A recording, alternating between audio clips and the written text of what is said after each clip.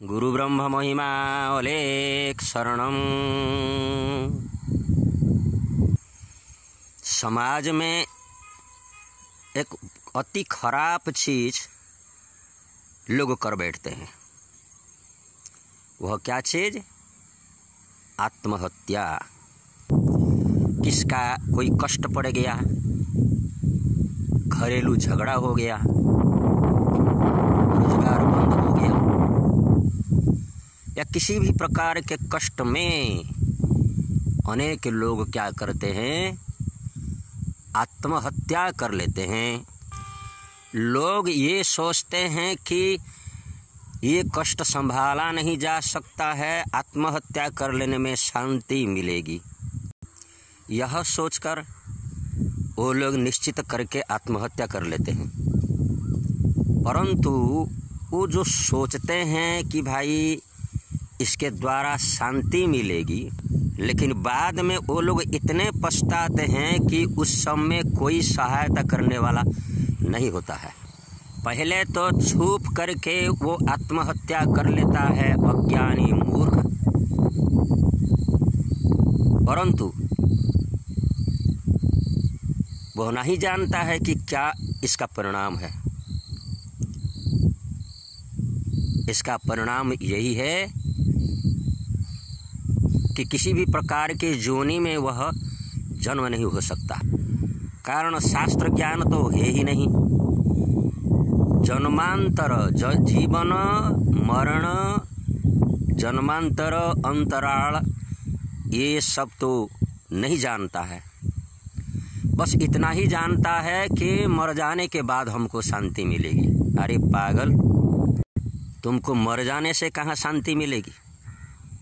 जन्म मरण इस प्रकार चलते रहते हैं,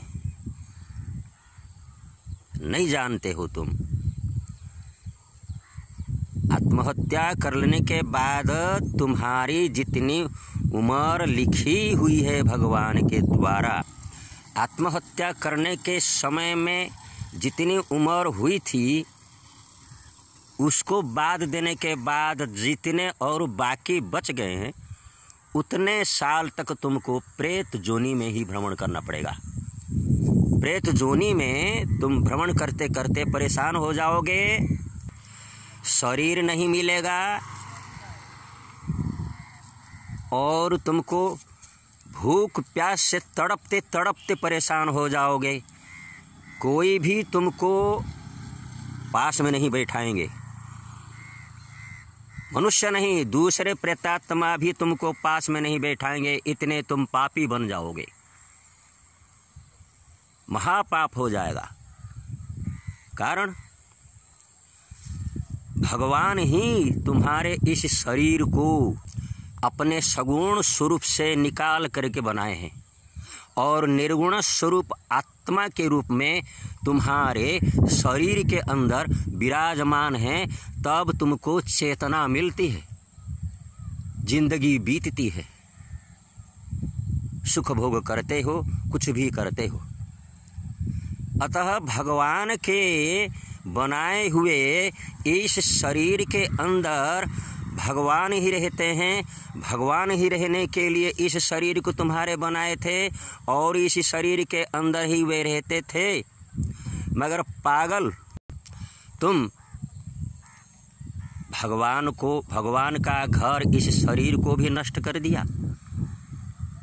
भगवान इस शरीर में थे, उनको भी भगा दिया। इसलिए नमक हराम में सबसे गया गुजरा नमक हराम तुम।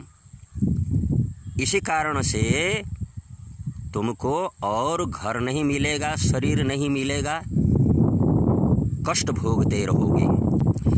प्रेत जोनी में घूमते घूमते जब तुम्हारी उम्र बीत जाएगी, उसके बाद जमालय में जा करके तुमको क्या किया जाएगा? तुम्हारे किए हुए कर्मों के बारे में विचार किया जाएगा और फिर जा कर के कितने नरकों में भोग करोगे, हजार हजार वर्ष भारी अकथनीय भोग दुर्भोग को भोगोगे।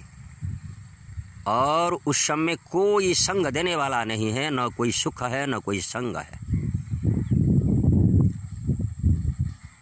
इसीलिए 84 लक्ष जोनी में भटकते भटकते भटकते कहीं भगवान की कृपा होगी, किसी जन्म का कहीं कोई पुण्य होगा, तब जा कर के क्या होगा, तुमको भगवान कहीं मनुष्य जोनी में जन्म करेंगे।